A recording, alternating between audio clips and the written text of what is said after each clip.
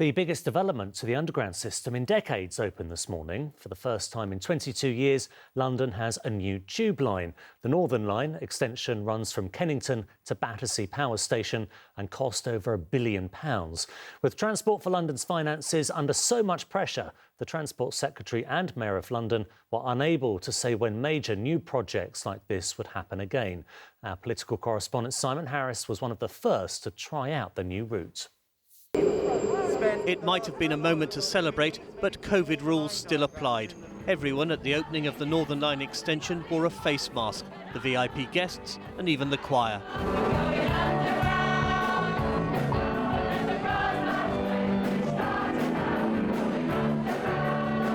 It was a bit challenging, but we put our best efforts into doing it. A bit sweaty, but it's okay, enjoyable. It's quite tricky, especially with glasses, everything fogs up. The £1.1 billion extension is a new branch from Kennington to Nine Elms and Battersea. The catalyst for the project was the transformation of the derelict Battersea Power Station into homes, shops, restaurants and offices. It's a game changer. Without the tube, without the Northern Line, the development we've done wouldn't happen.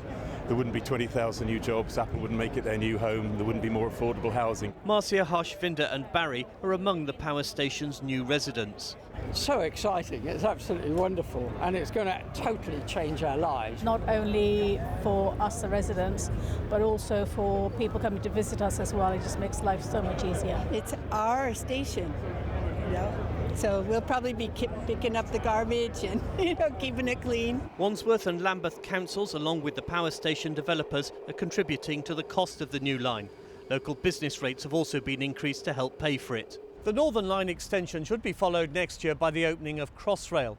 But after that, there's a question mark over future big money projects, like extending the Bakerloo line and electrifying the bus fleet.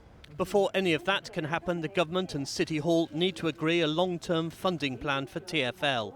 We've got to persuade the government during the CSR, the Comprehensive Spending Review, and the budget to invest in infrastructure in London. I want there to be a Crossrail too. I want the Bakerloo line to be extended in the south. Will there be new tube lines in the future? Oh, I've no doubt at all. I mean, London is the greatest city in the world, not least because it got to the underground before other cities in the world. And it's brilliant to see all these years later, new stations still being opened. So yeah, I think government commitments for the long term. The Northern Line extension was planned long before COVID and working from home. The tube is still only half as busy as it used to be. And to begin with, rush hour trains on the new line will only run every 10 minutes. Simon Harris, ITV News, Battersea. The London Assembly has been questioning the American entrepreneur Jennifer Arcuri, who previously said she had an affair with Boris Johnson. The Prime Minister has been accused of abusing his position by allegedly rewarding her with lucrative grants when he was London Mayor. He denies any wrongdoing. Our political correspondent Simon Harris was listening. Jennifer Arcuri's friendship with Boris Johnson goes back to 2012, when she was a volunteer during his campaign to be re-elected as London Mayor. I'm ready to hang out. Yeah, look at that, Boris is hanging out. They appeared together at business events to promote London's tech industry. One she organised was sponsored by City Hall's promotions agency, London and Partners. Today, Miss Arcuri appeared on a video link from Florida to answer questions from the London Assembly. You've made clear publicly in the press that you had a close relationship with the former mayor. Was the mayor's office aware of this relationship, and who in the mayor's office? People knew that there was an interest of the mayor in me, that he had somewhat of a crush on me. When we went to events, everyone could see the dramatic difference of this man when I entered the room. Miss Arcuri took part in overseas trade missions organised by City Hall, including this one to New York. She admitted it wasn't always in an official capacity. I wouldn't take no for an answer. I would just go and then show up and then find my London friends, because that's what it takes to build a business. Miss Arcuri described herself as the most annoying hustler. Her involvement with the mayor has raised questions about conflict of interest. Committee members were limited in what they could talk to Miss Arcuri about. On the advice of lawyers, the committee was told it mustn't give the impression it was investigating a breach of City Hall's code of conduct, and it couldn't be seen to be disciplining the former mayor. The London Assembly said it simply wanted to learn lessons. This is about proper process and making sure that there's fair and transparent access to these overseas trade missions, to where money's been given to sponsor events, and we're just trying to get to the bottom of this. Is it about embarrassing the Prime Minister? Absolutely not. In the past 2 years, Miss Arcuri has given a series of interviews about her involvement with Mr Johnson's mayoral trade missions. He has always insisted proper procedures were followed. Simon Harris, ITV News, City Hall. Next tonight, moving house and delays often come hand in hand, and even the Mayor's team hasn't been spared. The big move from City Hall by Tower Bridge to a new building, the Crystal, was supposed to happen at the end of November. But the Crystal in the Docklands won't be ready when the current City Hall closes. So what happens now? Our political correspondent Simon Harris has been finding out. London's new City Hall is far from finished. The Crystal, a former conference centre in Docklands, is still a building site. And today it emerged it won't be ready when staff and politicians are evicted from the old City Hall in November. We warned Khan this would happen. We said it'll cost more money than you think it will, and we were told we were wrong. And we said there would be delays and all sorts of other issues, and there have been. It's ridiculous. They should never be moving us in the first place. Sadiq Khan ordered the move from the current City Hall to save money. The annual rent had risen to almost £10 million a year. The Crystal, by contrast, was already owned by the Greater London Authority, the umbrella body which includes the Mayor, London Assembly and their staff. But the cost of the move has now increased to £14 million. Under the original timetable, City Hall staff were supposed to start moving in next month. There was even a promise that the Crystal would host the staff Christmas party. That party is now postponed until the new year. However, a spokesman for the Mayor insisted everything was on track to move to the Crystal by Christmas. But the statement went on. Assembly meetings scheduled for the first week of December will still take place at the current City Hall. And arrangements will be put in place to hold Assembly meetings due for later in the month at a suitable alternative location.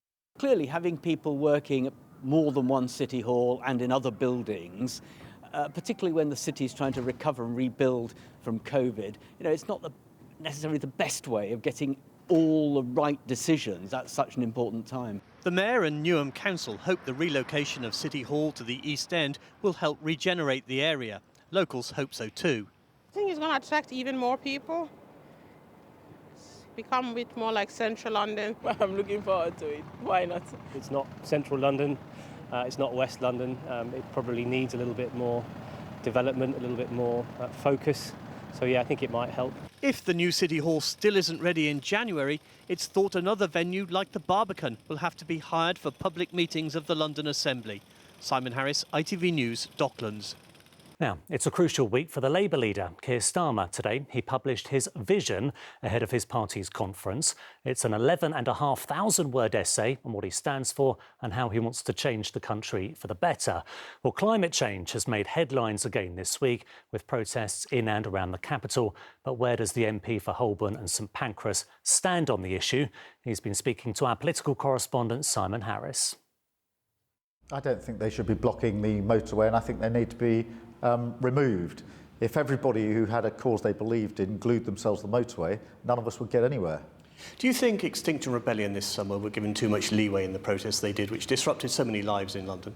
Well, look, I don't agree with the action that they took, but I know from my time working with the police when I was Director of Public Prosecutions, difficult decisions have to be made about how you police events. There needs to be discretion on the ground for the police, and I'm slow to sit in an office in Westminster and criticise the police on the ground for trying to do a difficult job in difficult circumstances where, in many respects, and very often, they're damned if they do and damned if they don't. Climate change is a serious environmental concern for many Londoners. So is air quality.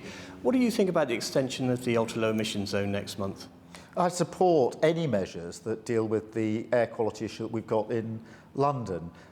It is, one of the most common causes of death, respiratory problems, and there are certain bits of London where it's particularly bad, and therefore I support measures to deal with it. Do you support the Silvertown Tunnel? Well, need to look at the proposal of the Silvertown. A lot of opposition to it from Labour voters on both sides of the river, but Sadiq Khan is going ahead with it. Yeah, I mean, I'm not familiar with the arguments one way or the other on that. I'll certainly and happily look at them. But it's certainly been a topic of discussion in London for quite a few years. Well, I accept that, but it's not. I'm not across the detail of it. I'm supportive of Sadiq as mayor. I think he's doing a very good job. He takes air quality very, very seriously. He's just been re-elected, so people have confidence in what he's doing. So nobody's going to be easily able to drive a wedge between me and the mayor. But I haven't had a discussion with him or the other MPs about that particular project, and therefore, I need obviously to have the opportunity to do that. Low traffic neighbourhoods, they've been divisive. Ealing Council, Labour Council, has had to scrap 7 out of 9. What did they get wrong? Well, I don't know. I haven't studied the particular traffic calming or traffic zones in Ealing. I do know, of course, that these measures sometimes work, sometimes don't work, and a degree of flexibility is needed. In principle, I think it is right that we do whatever we can to take pollution out of London and to ensure that people can get around safely and swiftly, and a lot of that and the safety of public transport, of course.